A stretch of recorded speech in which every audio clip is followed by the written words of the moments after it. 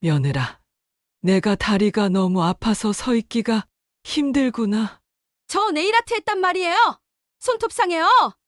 이 집에 사시려면 이거라도 하셔야죠. 안녕하세요. 어르신들의 지혜와 삶이 담긴 이야기를 전해드리는 스킬로트만의 이야기입니다. 수술 후 아들 집에 몸을 의탁하게 된 64세 황옥순 씨. 천사 같던 며느리는 시간이 지나자 돌변하여 그녀를 식모처럼 부리고 급기야 재산을 노리고 요양원에 보내려는 끔찍한 음모까지 꾸밉니다. 하지만 우연히 며느리의 충격적인 비밀을 알게 된 시어머니의 통쾌하고 치밀한 복수가 시작됩니다. 본격적인 이야기에 앞서 스킬로트 채널을 구독해 주시면 앞으로도 더욱 흥미진진한 사연들을 가장 먼저 만나보실 수 있습니다. 그럼 지금 바로 시작합니다. 64세 황옥순 씨는 수술대 앞에서 한참을 망설였다. 양쪽 무릎 관절을 모두 수술해야 한다는 의사의 말에 비용 걱정이 앞섰다. 어머니, 걱정하지 마세요. 저희가 다 알아서 할게요. 수술 끝나고 우리 집에서 편히 재활하시면 돼요. 큰 며느리 박혜진의 다정한 목소리가 황 씨의 마음을 녹였다. 시골에서 혼자 농사를 지으며 살던 그녀에게 아들 내외의 배려는 눈물겹도록 고마웠다. 수술은 성공적이었다. 하지만 황 씨는 미처 몰랐다. 이것이 지옥 같은 5개월의 시작이 될 줄은. 어머니, 이거 드시고 힘내세요. 처음 한 달은 정말 천국이었다. 며느리는 정성스럽게 식사를 챙겨주고 병원 동행도 마다하지 않았다. 황 씨는 며느리에게 미안한 마음에 가지고 온 현금 28만 5천 원을 모두 건넸다. 에이, 어머니, 이러시면 안 되는데. 며느리는 손사래를 쳤지만 결국 돈을 주머니에 넣었다. 그 순간 며느리의 눈빛이 미세하게 변했다. 하지만 황 씨는 알아차리지 못했다. 한 달이 지나자 며느리의 태도가 180도 바뀌기 시작했다. 어머니, 죄송한데 생활비가 빠듯해서요. 점심은 간단히 드셔야 할 것 같아요. 황 씨 앞에 놓인 식탁에는 차가운 밥, 구운 김, 간장만 덩그러니 있었다. 반면 며느리 앞에는 계란 후라이, 된장찌개, 각종 반찬이 푸짐하게 차려져 있었다. 저는 일하느라 영양이 필요해서요. 어머니는 이해해 주시죠? 황 씨는 입맛이 없었지만 고픈 배를 달래기 위해 숟가락을 들었다. 그날 이후 이런 식사가 반복되었다. 어머니, 설거지 좀 해주세요. 저 바빠서요. 청소도 좀 하시고요. 다리 쓰셔야 재활에 좋다고 하지 않았어요? 장보기도 다녀오세요. 걸어야 회복이 빠르다면서요? 며느리의 요구는 점점 더 가혹해졌다. 수술한 지 3개월밖에 안 된 황 씨에게 집안일 전체를 떠넘긴 것이다. 더 기가 막힌 것은 아들 앞에서의 며느리 모습이었다. 여보, 어머니께서 오늘도 많이 힘드셨을 텐데 제가 잘 챙겨드리지 못해서 죄송해요. 에이, 괜찮아. 당신이 잘해주는데 뭘. 아들은 며느리의 연기에 완전히 속아 넘어갔다. 황 씨가 힘들다고 호소해도 아들은 오히려 황 씨를 나무랐다. 엄마, 혜진이가 엄마 때문에 얼마나 고생하는데 좀 이해해줘. 황 씨는 말문이 막혔다. 자신이 겪는 모든 부당함을 아들은 믿어주지 않았다. 어느 날 황 씨는 우연히 며느리의 비밀을 알게 되었다. 장을 보고 돌아오는 길 건너편에서 며느리를 발견한 것이다. 분명 일하러 갔다고 했는데 낯선 남자와 함께 있었다. 황 씨는 조심스럽게 뒤를 밟았다. 며느리는 한 아파트로 들어갔고 곧 어린 남자아이가 나타났다. 엄마, 아이가 며느리를 향해 달려갔다. 며느리는 아이를 안아 올리며 환하게 웃었다. 우리 아들, 오늘 엄마가 맛있는 거 많이 해줄게.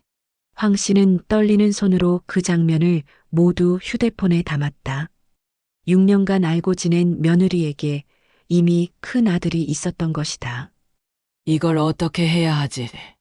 황 씨는 고민에 빠졌다. 아들에게 말해야 할까? 하지만 가정이 깨지는 건 아닐까? 결국 황 씨는 아들을 불러 사실을 말하기로 결심했다. 아들아, 엄마가 오늘 혜진이를 봤는데, 엄마, 또 무슨 일이야? 혜진이가 뭘 잘못했다는 거야? 아니, 그게 영상을 찍어뒀어. 황 씨는 휴대폰을 꺼냈다. 하지만 아무리 찾아도 영상이 없었다. 이상하다. 분명 찍었는데, 엄마, 증거도 없으면서 왜 거짓말을 해? 혜진이가 얼마나 상처받겠어? 그때 며느리가 들어왔다. 어머니, 저 정말 실망이에요. 저를 그렇게 믿지 못하셨어요? 전 열심히 일하고 왔는데 며느리는 눈물까지 글썽였다. 완벽한 연기였다. 미안해, 여보. 엄마가 착각하신 것 같아. 황 씨는 그제야 깨달았다. 며느리가 자신이 샤워하는 사이 휴대폰을 뒤져 영상을 삭제한 것이다. 며느리는 황 씨를 향해 승리의 미소를 지었다. 상황은 더욱 악화되었다. 황 씨의 생일날 가족들이 모였다. 둘째 아들 현수는 황 씨가 살이 많이 빠진 것을 걱정했다. 어머니, 형수님이 잘 챙겨주시는 거 맞아요? 안색이 안 좋으세요. 야, 그게 무슨 소리야? 혜진이가 얼마나 잘해주는데? 큰아들이 며느리를 옹호했다. 둘째는 형에게 실망한 표정을 지었다. 형, 나중에 후회하지 마. 어머니가 힘들어 하시는 게 보이는데. 생일 파티가 끝나고 손님들이 모두 떠났다. 황 씨는 설거지를 하려고 했다. 어머니, 생일이라고 쉬실 생각하세요? 설거지는 누가 해요? 며느리의 차가운 목소리가 뒤에서 들렸다. 그리고 현수 씨가 주신 용돈 저한테 주세요. 생활비에 보태야 하니까요. 며느리는 황 씨 손에서 돈 봉투를 빼앗았다. 그날 밤 황 씨는 우연히 아들 부부의 대화를 엿듣게 되었다. 여보, 우리 언제까지 어머니 모시고 살아야 해? 5개월이면 충분하지 않아? 그래도 아직 재활이. 에이, 요양원 보내면 되잖아. 그리고 어머니 재산도 좀 알아봤는데 생각보다 많더라. 요양원 보내고 재산 미리 받아내면 어때? 재산을 미리? 그게 가능해?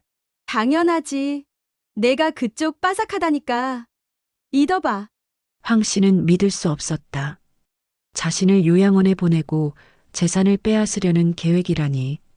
다음 날 황 씨는 며느리를 조용히 방으로 불렀다.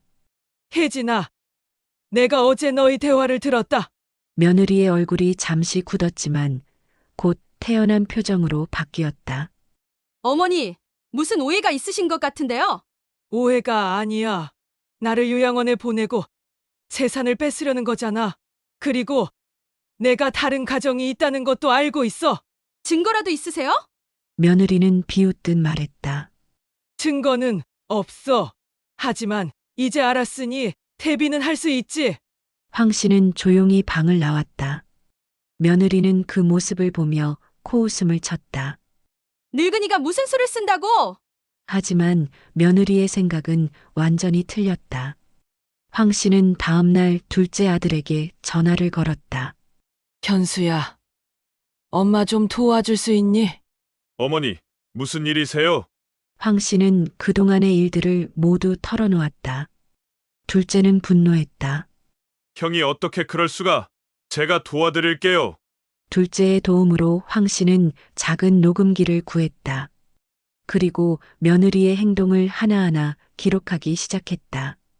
며느리가 다른 가정을 방문하는 장면, 아들 앞에서는 착한 척하지만 뒤에서는 황 씨를 학대하는 장면, 요양원과 재산에 대해 이야기하는 장면까지 2주 동안 충분한 증거를 모은 황 씨는 변호사를 찾아갔다. 이 정도면 충분합니다. 며느리의 이중생활과 학대, 재산 갈취 시도까지 모두 입증할 수 있어요. 변호사는 황 씨에게 완벽한 계획을 제시했다. 황 씨는 가족 모임을 소집했다. 큰아들, 며느리, 둘째 아들과 그의 아내까지 모두 모였다. 오늘 너희들에게 중요한 이야기가 있어서 불렀다. 어머니, 무슨 일이세요? 며느리가 걱정스러운 척 물었다. 나 이제 집으로 돌아갈 거야. 그리고 재산 정리도 할 생각이다. 재산 정리요? 큰아들의 눈이 반짝였다. 그래. 내가 죽으면 모든 재산은 사회에 기부하기로 했어. 뭐라고요? 며느리가 벌떡 일어났다. 어머니, 그게 무슨 말씀이세요? 저희가 5개월 동안 어머니를 모셨잖아요. 모셨다고? 내가 뭘 했는데? 황 씨는 가방에서 서류 뭉치를 꺼냈다. 이게 뭐예요? 내가 나한테 한 모든 것들의 증거야. 차별적인 식사, 과도한 집안일 강요, 그리고 황 씨는 사진 한 장을 테이블 위에 올려놓았다. 내 다른 가족 사진이지. 며느리의 얼굴이 새하얗게 질렸다. 이건 설명 안 해도 돼. 다 알아. 넌 이미 결혼해서 아들까지 있었어. 우리 아들을 속이고 이중 생활을 한 거지. 큰아들이 떨리는 목소리로 물었다. 혜진아, 이게 사실이야? 며느리는 아무 말도 하지 못했다. 그리고 이것도 들어봐. 황 씨는 녹음기를 틀었다. 며느리가 요양원과 재산에 대해 이야기하는 목소리가 또렷하게 들렸다. 우리 어머니 요양원 보내고 재산 미리 받아내면 얼마나 좋아. 내가 그쪽은 빠삭하니까 걱정 마. 큰아들은 충격에 빠진 표정으로 며느리를 쳐다봤다. 엄마, 이게 다 진짜야? 진짜든 가짜든 중요한 건 내가 나를 한 번도 믿지 않았다는 거야. 황 씨의 목소리는 차가웠다. 내가 힘들다고 할 때마다 넌 며느리 편만 들었어. 나는 내 엄마인데도 말이야. 엄마, 나는 됐어. 이제 와서 변명해봤자 소용없어. 황 씨는 둘째 아들을 바라봤다.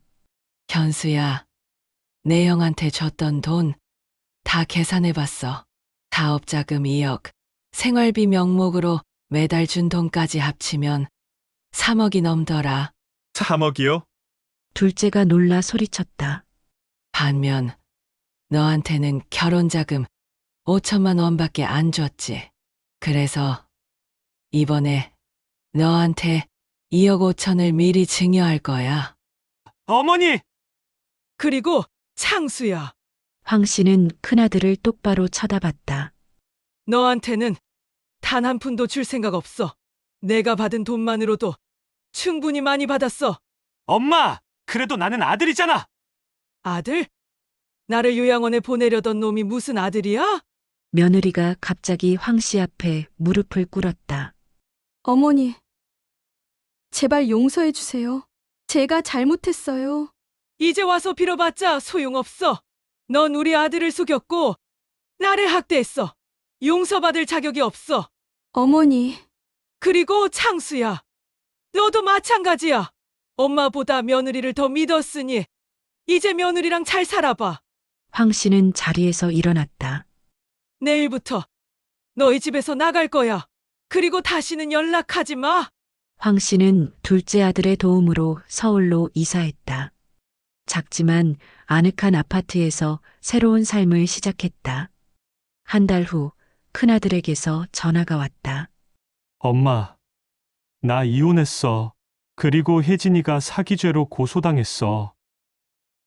그래? 황 씨의 목소리는 담담했다. 엄마, 미안해. 내가 정말 잘못했어. 제발 용서해줘. 용서? 넌 나한테 용서받을 자격이 없어. 내가 나한테 한 짓을 생각해봐. 엄마, 하지만 내가 진심으로 반성한다면 언젠가는 연락할 수도 있어. 당분간은 각자 살자. 황 씨는 전화를 끊었다. 며느리는 결국 중혼죄와 사기죄로 기소되었다. 큰아들은 이혼 소송에서 위자료를 받았고 혜진에게 받았던 돈도 일부 돌려받을 수 있었다. 황 씨는 서울에서 새로운 친구들을 사귀며 행복한 노년을 보내기 시작했다. 둘째 아들과 손녀는 자주 찾아와 황 씨를 웃게 만들었다. 1년 후 큰아들이 다시 연락을 해왔다. 엄마, 나 이제 정말 달라졌어. 새로운 회사에 취직했고 열심히 살고 있어. 그래. 다행이구나. 엄마, 나 한번 볼 수 있을까? 황 씨는 잠시 망설이다가 대답했다. 다음 주 일요일에 우리 집으로 와라. 밥이나 같이 먹자. 엄마, 하지만 오해하지 마라. 재산은 이미 정리했어. 난 그냥 내가 어떻게 사는지 보고 싶을 뿐이야. 알았어. 엄마, 고마워. 황 씨는 전화를 끊고 창밖을 바라봤다. 햇살이 따스하게 비쳤다. 여보, 나 이제 행복하게 살 거예요. 거기서 지켜봐 주세요. 황 씨는 미소를 지었다. 이제 더 이상 누구에게도 이용당하지 않을 것이다. 그녀의 새로운 인생이 시작된 것이다. 황옥순 씨의 통쾌한 복수 이야기 어떻게 보셨나요?